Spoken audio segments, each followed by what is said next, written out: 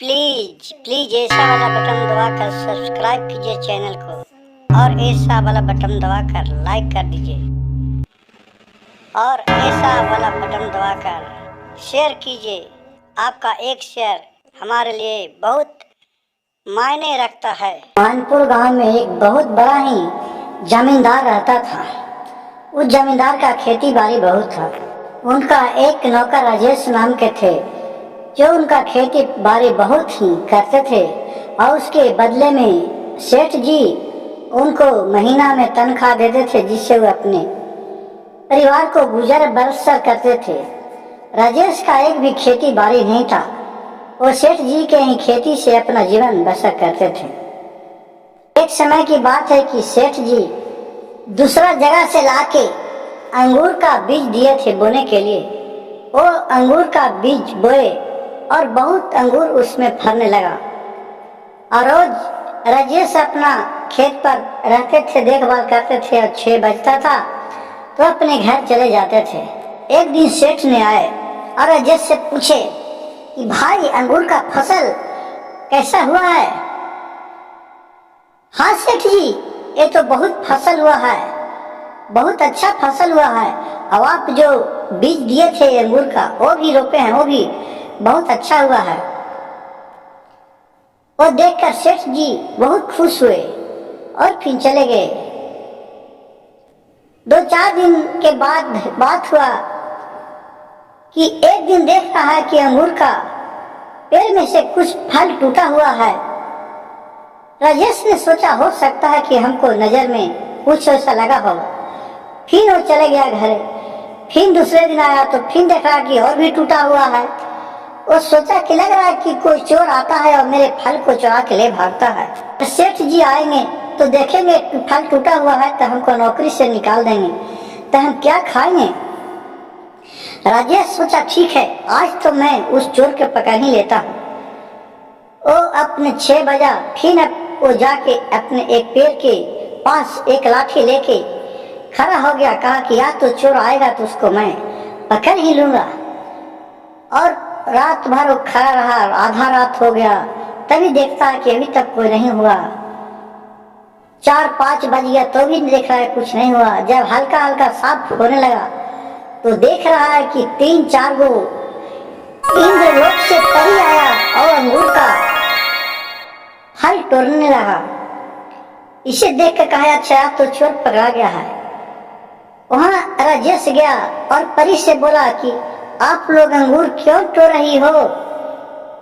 परी ने बोली मेरे इस फल बहुत अच्छा लग रहा है इसलिए मैं तोड़ के 2 दिन से ले जा रहा हूँ, बहुत खाने में अच्छा लगता है।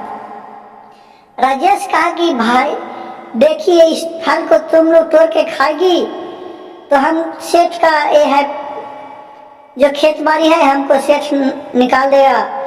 मैं क्या करूँगा, मेरा तो अब पगार भी चल जाएगा।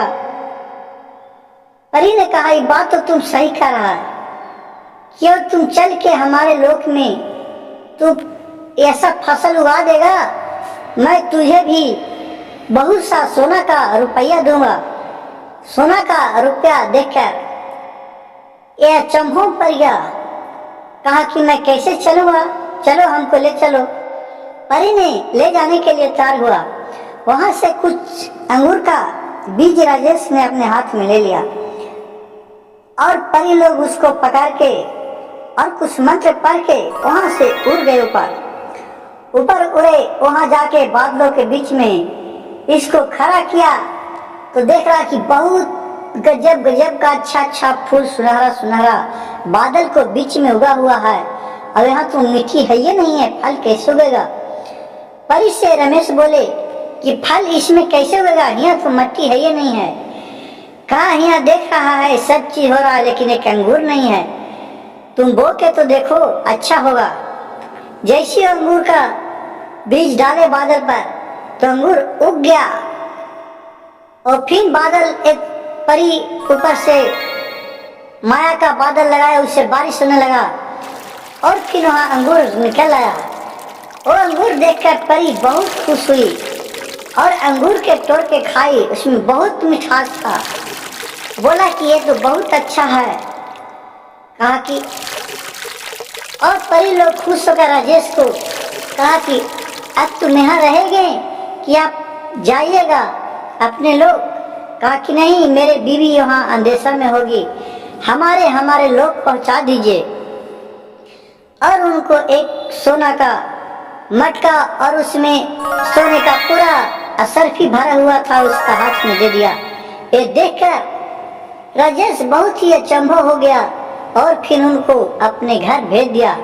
मंत्र से नीचे आया, वो अपने घर लेकर गया, अपने औरत से कहा कि लो ये पैसे। ये देखकर उसका औरत कहा, अरे जी ये पैसे कहाँ से लाए हैं? कहे कि मैं तो इंद्र लोक के परी हमको ले गए थे, वहाँ खेती करने के लिए उन्होंने ये पैसा दिया है। उसका औरत विश्वास ही नहीं कर रहा था, उसको यकीन ही नहीं हो रहा था। कहा कि तुम मानो या नहीं मानो, मैं और कहाँ से इतना पैसा लाऊंगा। फिर उसका औरत ले जाकर उस पैसे को रखा और इंद्रदेव का प्रणाम किया और सब परी को प्रणाम किया और उससे अपना खेत बार और कीना और अच्छे अच्छे मकान बनाए और दोनों सुख शांति से रहने लगे।